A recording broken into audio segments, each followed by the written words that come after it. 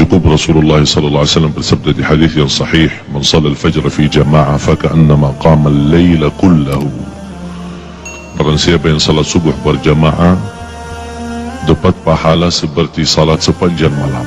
Dan saya yakin tidak ada di antara kita yang mampu salat sepanjang malam, tapi dengan ikut salat subuh berjamaah dapat pahala sepanjang malam. Dan ada salah satu juga yang sangat dijaga oleh Rasulullah SAW, sunnah qabliyah subuh. Banyak orang yang melalaikan, padahal pahalanya luar biasa. Raka'ata al-fajri khairun minad dunya wa ma fiha. 2 rakaat subuh itu yang dimaksud sesudah azan sebelum salat lebih baik daripada dunia dan segala isinya. Ini sunnahnya, apalagi yang wajib.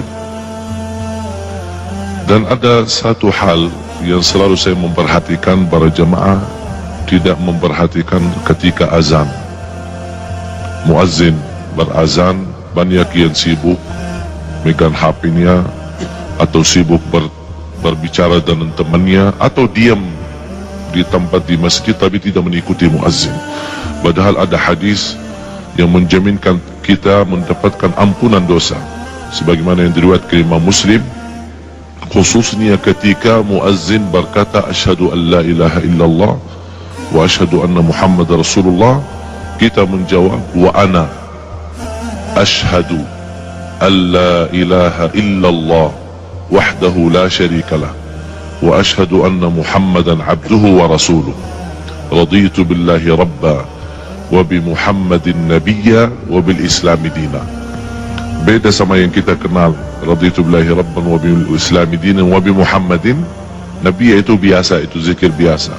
Tapi yang kalau dalam azan ketika muazzin selesai kalimah syahadat sebelum masuk hayya 'ala salat, ini hadis diriwayatkan Imam Muslim, sebelum masuk kepada hayya 'ala salat kita langsung berkata, artinya wa aku bersaksikan, wa ana asyhadu an la ilaha illallah wahdahu la syarikalah wa asyhadu anna Muhammadan abduhu wa rasuluh raditu billahi rabba wa bi Muhammadin nabiyya wa bil islami dina.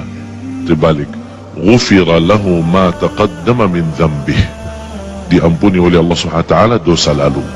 Dan ketika selesai azan la ilaha illallah, kita langsung jangan lupa salawat kepada Nabi Muhammad SAW, baru doa azan. Banyak orang yang suka doa azan tanpa salawat, padahal Rasulullah SAW bersabda, man qala hina yasma'ul adhan thumma salla alayya, diriwayat Imam Bukhari, bersalawat kepadaku.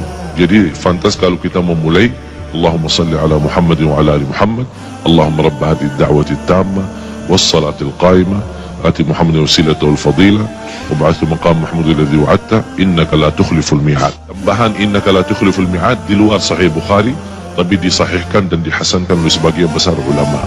Innaka la tukhliful mi'ad. Apa yang kita dapat? Hullat lahu syafa'ati yawmal qiyamah, terjamin dapat syafaat Rasulullah SAW. Jadi sia-sia. Itu yang kenapa saya bilang namakan rahasia subuh, karena memang tersembunyi dari banyak orang, padahal pahalanya sangat luar biasa. Rahasia Allah berikan nikmat yang luar biasa. Fala ta'lamu nafsun ma ukhfiya lahum, dari mana jiwa pun boleh tahu apa yang telah disembunyikan oleh Allah SWT. Ini amalan yang seperti ini, sedikit-sedikit rahasia tapi sangat luar biasa. Termasuk selepas salat, doa khususnya di salat subuh.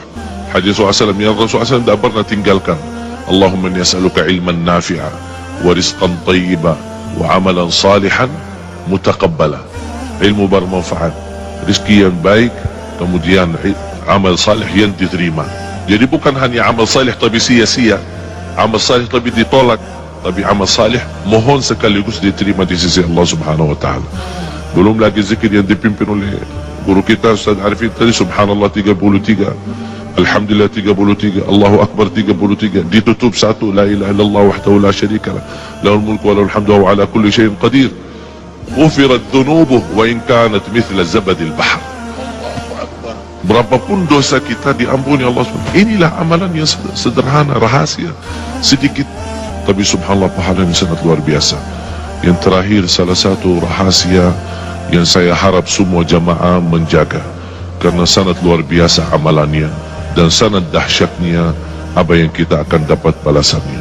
Adalah yang saya boleh namakan sedekah subuh. Sedekah subuh. Kenapa saya bilang sedekah subuh? Karena setiap subuh, sebagaimana di hadis yang diriwayatkan Imam Bukhari dan bahkan hadis muttafaqun alaih, setiap subuh ada dua malaikat berdoa, Allahumma a'ti munfiqan khalafa wa'ti mumsikan talafa. Setiap subuh malaikat berdoa, ya Allah berikan pengganti dan barakah bagi orang yang berinfak.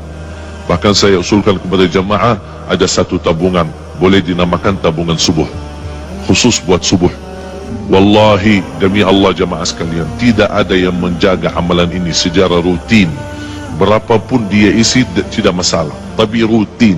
Istri bunia, bapa bunia, anak bunia, cucu bunia, supir kita bunia, pembantu kita sudah bunia, masing-masing bunia satu. Biasakan mereka mengisi tabungannya di setiap lepas subuh, karena di situ dapat doa malaikat. Bukan hanya doa malaikat, bahkan ada lagi doa Nabi Muhammad SAW, burika li ummati fi bukuriha. Di riwayat lain, Allahumma barik li ummati fi bukuriha, berkahi.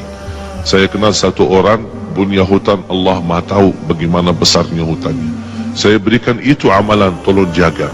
Subhanallah, Allah berikan banyak kemudahan sampai dia bisa tuntas dan lunas hutangnya. Luar biasa amalan sedekah subuh menjadi salah satu amalan yang rutin, walaupun sedikit-sedikit tapi istiqamah. Karena Allah paling cinta amalan hamba sedikit-sedikit tapi istiqamah. Sedekah itu di situ akan disertai doa malaikat, Allahumma a'ti munfiqan khalaf. Itu yang harus kita selalu hadirkan, bukan hanya menjadi sebuah kebiasaan, tapi menghayati luar biasa. Di situlah akan terasa perubahan. Tidak sampai 1 minggu 2 minggu, anda akan banyak merasa banyak perubahan luar biasa. Dari segi rezeki, dari segi ketenangan, dari segi fikiran, bahkan dari segi ibadah. Begitu luar biasa sahabat Rasulullah SAW. Seperti Abu Bakar radhiyallahu anhu, bagaimana Rasulullah SAW bertanya, siapa yang bersedekah subuh ini? Abu Bakar jawab, saya. Siapa yang silaturahim orang sakit? Jawab Abu Bakar, saya. Siapa yang...